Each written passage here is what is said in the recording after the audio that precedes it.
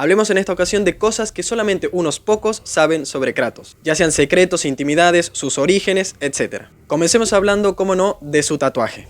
Y es que en la época en que Kratos se lo hizo, este tipo de tatuajes no era común verlos en otras personas que no sean esclavos o criminales, ya que indicaban humillación y vergüenza, además de ser bastante irregulares y sin una forma claramente definida, tal cual como es el de Kratos.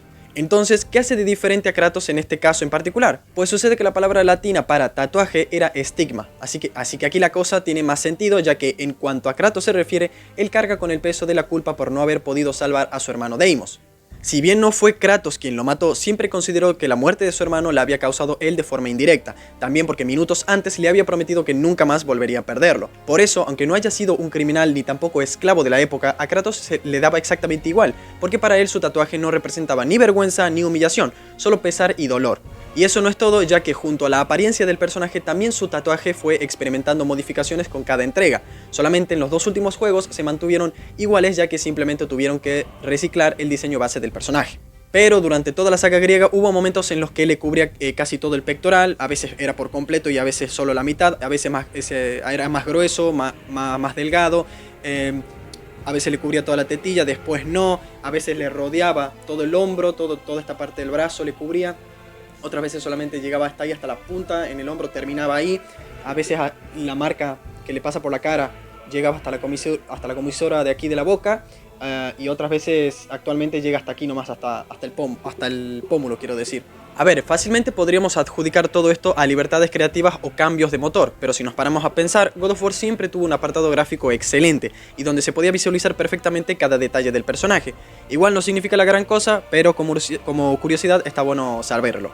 Por si fuera poco, y como si el boy no hubiese padecido bastante con su padre, el plan original era que Kratos fuera todavía más malo y frívolo con Atreus, ya se pueden imaginar.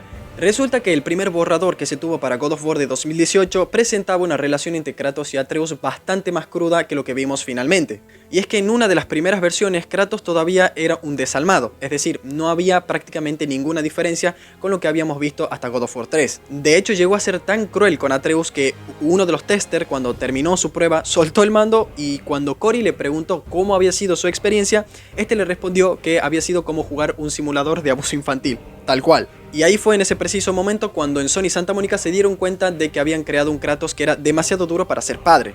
También esto habría resultado poco creativo para los jugadores de toda la vida que ya conocían la trayectoria de la saga, dado que no mostraba una evolución del personaje con respecto a lo ya visto por tantos y tantos años que había desgastado la franquicia. Así que lo que hicieron fue resetear la cosa, volver a empezar. Pero esta vez hicieron todo lo contrario, ahora tenían a un Kratos mucho más cariñoso y amable con el chico. El problema es que llegaron a un punto en el que Kratos era tan agradable, tan tranquilo y relajado que la gente ahora decía que era prácticamente un monje. De hecho, la situación frustró tantísimo a Cory Barlog, y esto va muy en serio, que él estuvo a punto de suprimir por completo a Kratos. Es decir, que nos íbamos a quedar sin Kratos para siempre, y se debía más que nada a que Cory no hallaba el punto exacto en cómo quería que fuese el personaje. Era, como les digo, un personaje que daba muchísimos problemas a la hora de escribirlo y presentarlo, porque claro, era demasiado monótono y muy plano.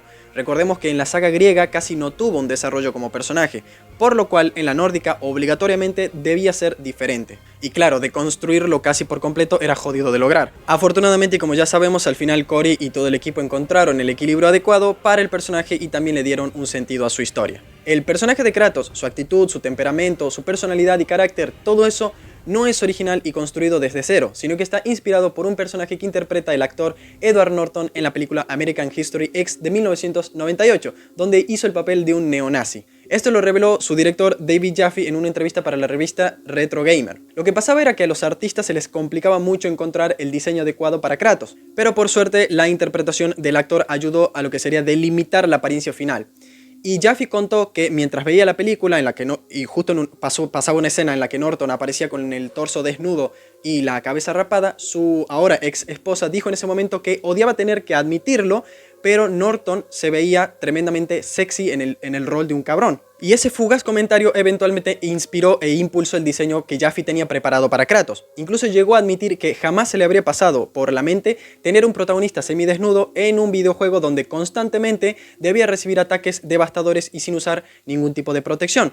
pero sobre todo porque eso difería muchísimo de las representaciones de los guerreros espartanos de la época y a los que estaba vinculado el personaje de Kratos, los cuales llevaban el pelo rapado y muy corto antes de la pubertad, pero llegada a la adultez se hacían rastas y trenzas, y eso concuerda de hecho con los bocetos originales de Kratos, lo cual prueba que Jaffe no mintió. Realmente él pretendía crear un personaje que llevase armadura y pelo largo con unas rastas, típico espartano maduro, digamos.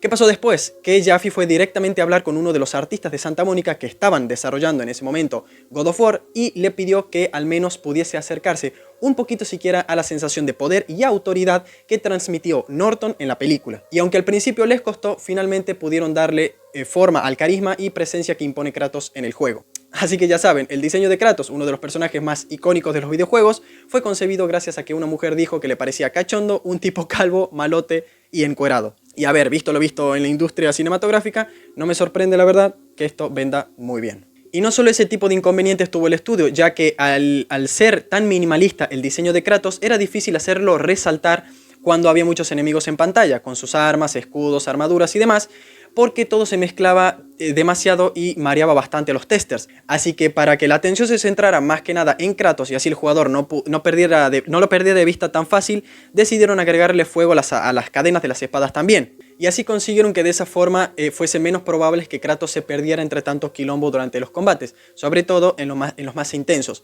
Para esto se inspiraron en la capa que usa Dante en Devil May Cry y la bufanda de Hotsuma en Shinobi, ya que ambos eran objetos que ayudaban a que el protagonista se destaque del resto de enemigos. Y este truco vino del diseñador de niveles Joe Wright, a quien se le ocurrió la idea de atar las espadas de Kratos a sus brazos. Y otra idea bastante interesante para las hojas era que estas mordieran la carne de Kratos cuando las envainaba en su espalda. De esa forma se explicaría cómo es que podía llevarlas en la espalda sin que se caigan.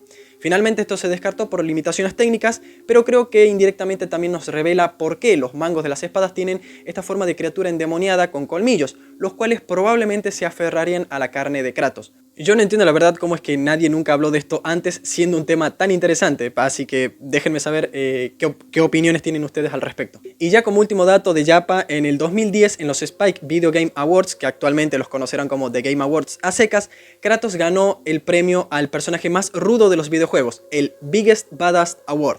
Y si quieren saberlo por mera curiosidad, entre los nominados también estaban Alex Mason por Call of Duty Black Ops, Ezio Auditore por Assassin's Creed Brotherhood y John Marston por Red Dead Redemption.